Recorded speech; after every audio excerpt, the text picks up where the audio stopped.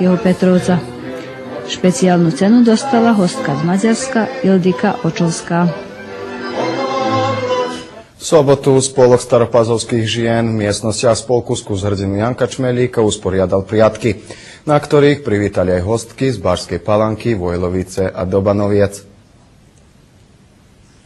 Prvé priatky spolok staropazovských žien, ktorý pôsobí v rámci skúsu hrdinu Janka Čmelíka, usporiadali v Lani.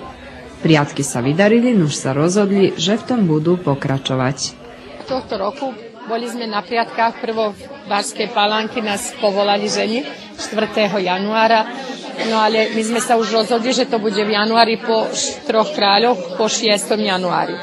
A už vravím, tak sme si rozmysleli, že to urobíme ešte v januári, keď máme ešte tak trochu voľného času, lebo v zimnom období na veky sa udržiavali tie priatky. Tak sme chceli, znamená, aby sa to stalo tradíciou a že by išli v zimnom období. Toto sú práve priatky s kolovratama, lebo tak sa voľa kedy išlo s kolovratama.